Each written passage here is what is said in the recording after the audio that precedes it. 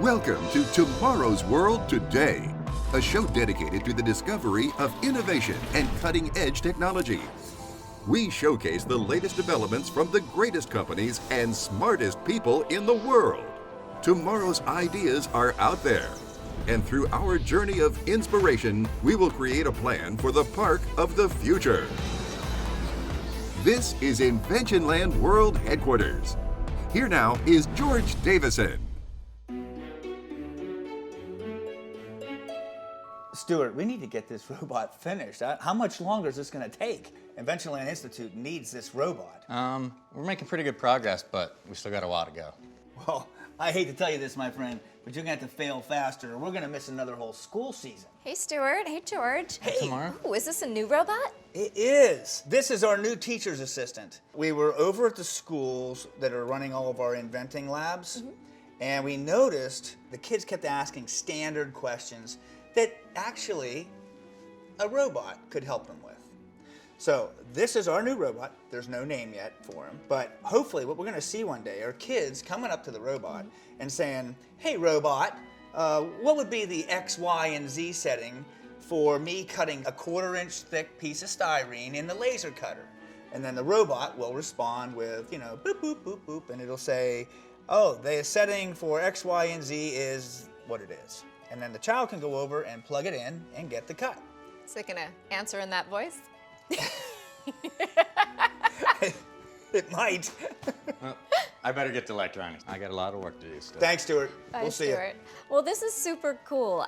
My only question is, do you think that kids will actually feel comfortable using this as a resource? you. Well, we haven't proven that yet, but we do know in industry there are other beings that are going up to robots and interacting with them. I know that twinkle in your eye. You've got a mission for me, don't you? You're right, I do. You're going to be heading off to cow country, and you're going to see cows coming up to robots to get milked. It's all the way up in Bad Axe, Michigan. Top of the thumb. I don't know what the most intriguing word in that sentence actually is. Cows, robotics, or bad axe? It's got to be Bad Axe. It's gotta be bad axe.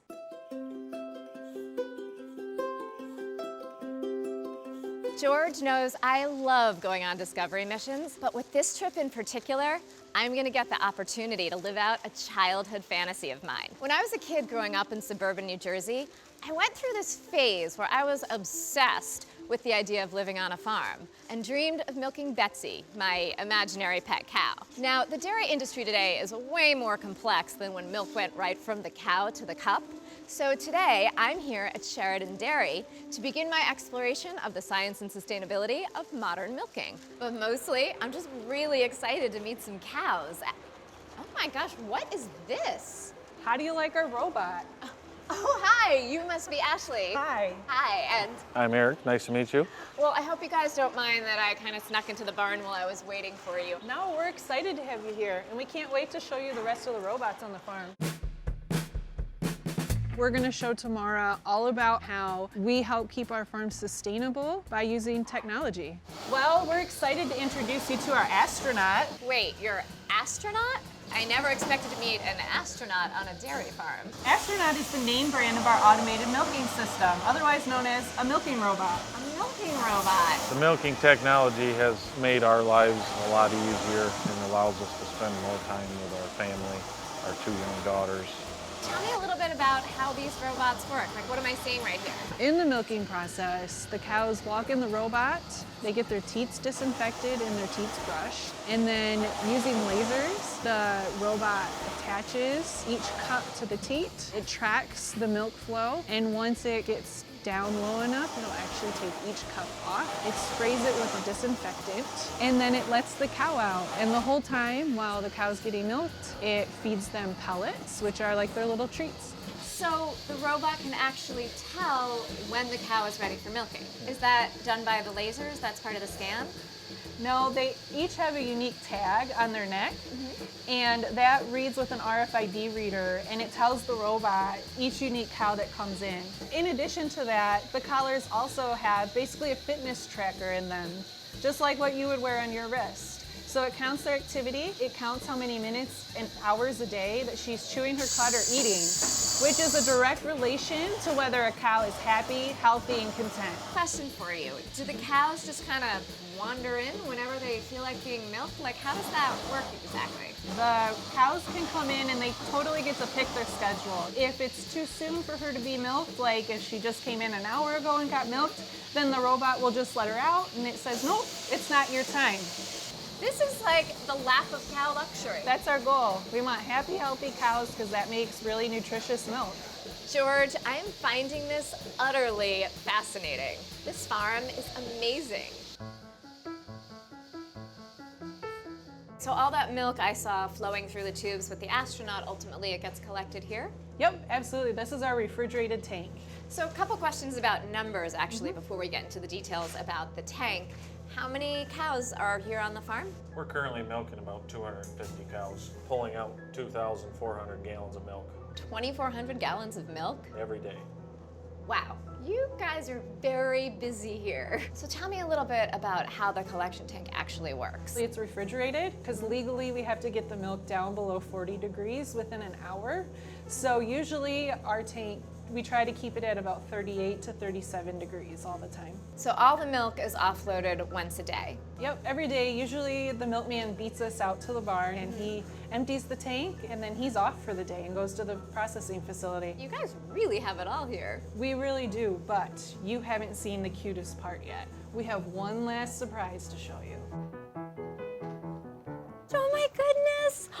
It was a pleasure to have Tamara out on our farm, and it gave us great joy to see the smile that our animals brought to her face.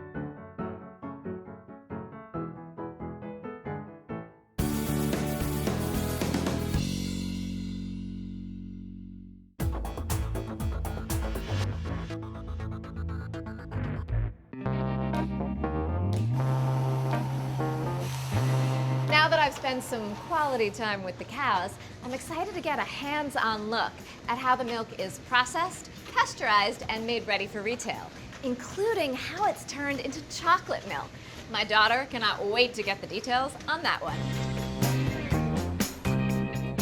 Tamara, I'm Regina Copera. I can't wait to show you Michigan Dairy, but before we get started, I need to gear you up. I am always up for a fashion adventure. Terrific. It was so fun to be able to show Tamara the plant. We started in receiving, where we took the sample off the top. Every tanker holds about 10,000 gallons of milk, which can be anywhere from 2 to 8 farms, depending on the size of the farm. Then we went into the lab so that she could see all the tests we run on that milk before we release it into any of our silos. Talk about primo delivery service. Oh, yeah. So this is the milk that comes right off the trucks, right? This is that first step? Yes. Our testing actually officially starts when we start to shake our sample. That gives a whole new meaning to the word milkshake. Do that a bunch of different times each day? About 10 to 12. That's quite a workout. And what's the whole point of the shaking? To agitate the milk, to make sure that it's stirred up. What is it exactly that you're testing for? We are actually going to be testing for antibiotics. Are these tests specific to Kroger, or are these standard across the industry? The state and our facility do not allow any antibiotics to be in our milk. So what you're testing for is to see if there are any antibiotics in the cow that have made it into the milk. Yes. All right, so now explain to me what you're doing right there. All right. We take a pipette and draw up our milk sample. We'll place it into the strip where there's a foam pad in there that absorbs the milk. Close the test strip and close our incubator. The incubating process takes about 8 minutes. At the end of the 8 minutes, we remove our test strip, and we are actually looking at it for the results. If the control line is clear, it means that the test was invalid. If the test line comes up clear, it means that the test was positive for antibiotics. So now we will place it into our reader, which will read it for the antibiotics. Our test has come up as a negative. So is this the final test here before it goes out to the rest of the plant? No, we have a few other tests that we still need to run. We are going to spin it in our centrifuge. We are going to place a slide underneath our microscope, do a DMC, or direct microscopic count. We produce grade A products here, and grade A products cannot have water added to them, and we test for water by placing a sample in our cryoscope. It's really reassuring to know that there's all these safety checks along the way. Thank you, Kevin. Tamara, you ready to see the next step of the process? Absolutely, I'll follow you. From there, we went into processing and how important it is for us to make good quality milk every single day. You're the guy to talk to find out more about the processing. Yes, I am. Can you give me an overview of the process? Well, once the raw tank is released from our milk receiving area, it comes to our separator, which in turn makes skim and cream.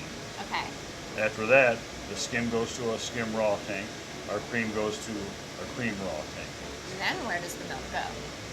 It goes through our short tube for 15 seconds, and that's where it kills all the bacteria at the high temperature. And then it goes through the steam section for that short time through the tube, goes through a regen section, and then that goes to our cooling section. And then from the cooling section, it goes to a pasteurized tank for whatever we choose to make that day. What's really the end goal here? Safety is my concern. That's the main thing. Thank you so much for taking time out of your day to explain this process to me. You're welcome. Next is bottling, right? Yes. Okay, can you bring me back to Regina so she can show me there? Yes, I can. Awesome, thanks. You're welcome.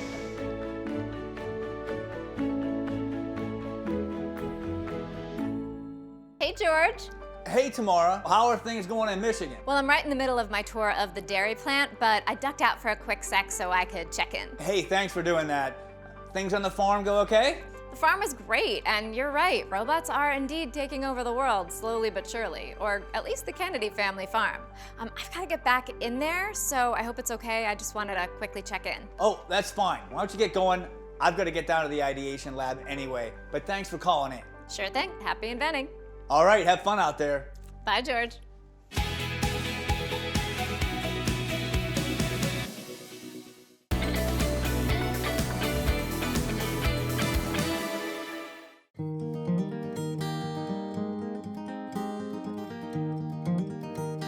I absolutely think Tamara was impressed with the process to provide our Kroger customers with the best milk possible. Cheryl can show you how we get the bottles ready to go to the stores. Awesome. Tell me why we have 4 different bottles here. What exactly are we testing for? 2 of them we put in our shelf life cooler for a 7-day SBC plating that we do, and the other one is for taste testing. So we run it till the end of the code date, and we'll taste test it to see if it's still fresh milk. This is testing our butter fat to make sure it is 2% and ready to go to the store. And the fillers will start running the milk. So to make sure I understand properly, they bring these essentially as prototypes of the batch that's about to be bottled up, and you make sure we get the milk we think we're getting. Yes. Well, thank you so much for walking me through all of this. I'm gonna go track down Regina. She promised she'd find me some chocolate milk. Sounds good. All right. Have a good one. From there, we went into filling, where we could show how the milk gets put into each bottle. And of course, we stopped in blow mold, where we watched how the bottles are being made. As the bottles are blown, each bottle has excess both at the neck and at the bottom. We regrind every single one of those, and it's used to produce new bottles. This is another way Kroger dairies are able to do zero to landfill. We reuse all the bottle parts. This is Kroger's delicious chocolate milk. I finally get to show it to you. My daughter would be freaking out if she were here right now. It's nice to finally be back work and hear you a little better. It's also cold, but I would expect that since we're dealing with dairy. That's right, because you know our cooler is always between 35 and 37 degrees, and I know you were cold in there, but that's how we make sure to take care of the milk. Seeing all that you do here really makes me feel much more confident about walking into that store and grabbing that jug of milk. Now I'm gonna head to HQ so I can get the corporate POV on all of this, and then hopefully I'll end up being able to spend some time at an actual Kroger so I can see the final step in the process. I hope you do, and don't forget to buy that delicious Kroger chocolate milk while you're at the store. And some cookies.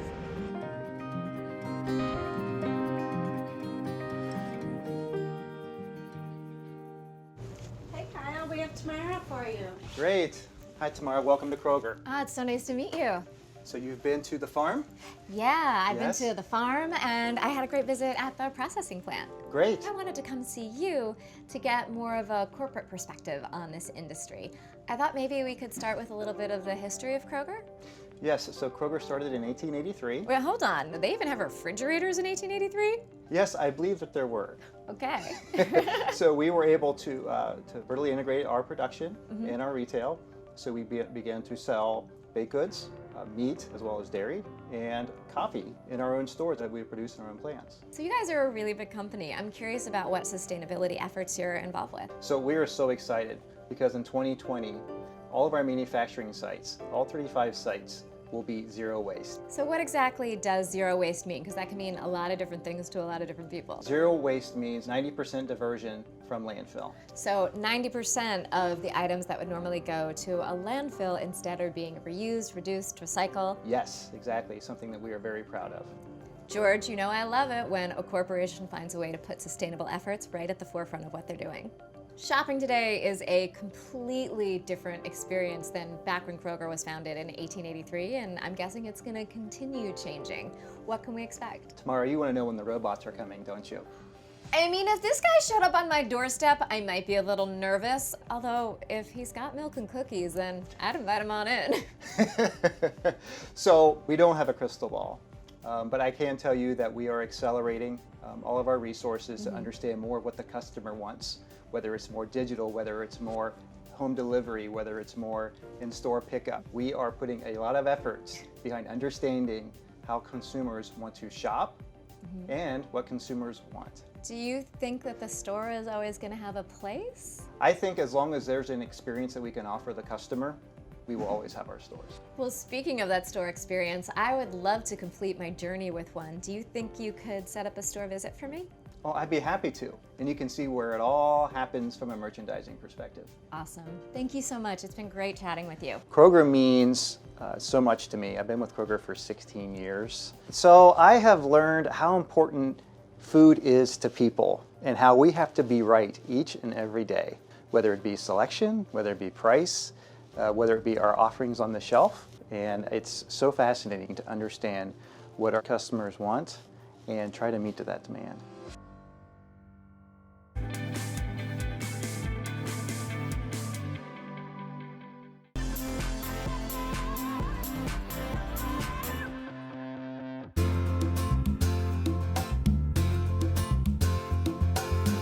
Tamara, it's great to finally meet you. Hey, Rachel, you too. I knew you were Rachel because of your name tag.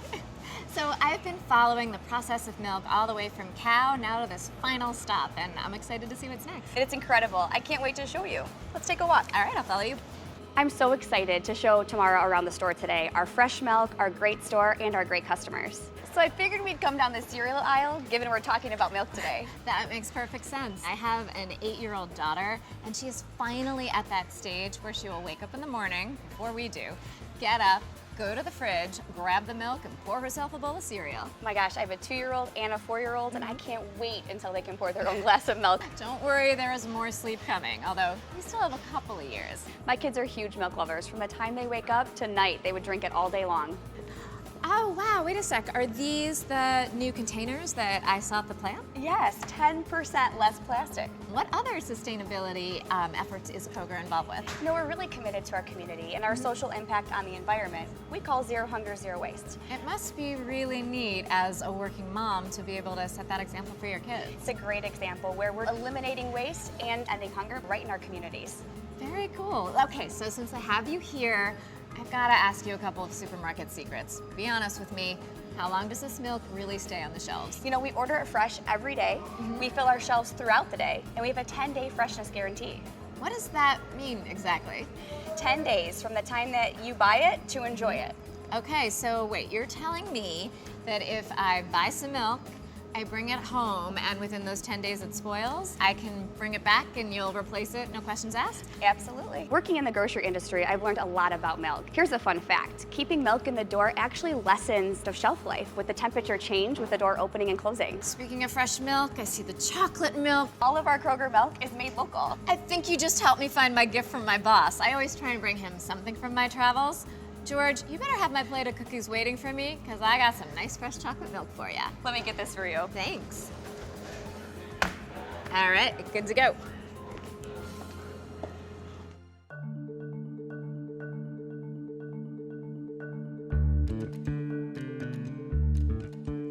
Hey, there's my dairy farmer. Well, how was it? George, I had no idea how easy it is to milk cows. You milked a cow? No, I did not milk a cow. The robots milk the cows, and the cows love it. I mean, it's almost like a mini spa for them. They've got a robot for everything. Milking robots, feeding robots, cleaning robots. The cows come up to the robots whenever they're ready to be milked or fed. And they have sensors in the collars around their necks, so the robots know if it's actually time to milk or feed them again. I like the idea of a sensor and a robot feeds you. Well, I know I was a little concerned when you first set me off about the relationship between humans and robots, but it was really cool to see the symbiotic relationship between the Kennedys and their robots. Well, I'll tell you, I mean, I always believed that robots and people could live peacefully with one another. You haven't seen Terminator, have you? Oh, I love that movie. Well, have you learned nothing from it? Well, thanks for quenching my curiosity. Sure thing. I also brought you back a little gift to quench your thirst. Hey! Chocolate milk from Kroger. You've got my new invention on there, my milk spout. I sure do. But wait a minute, I didn't design it for young people like you. I designed it for like people that have arthritis and they really can't turn things very well. I'd love a glass of milk. Cheers. Cheers.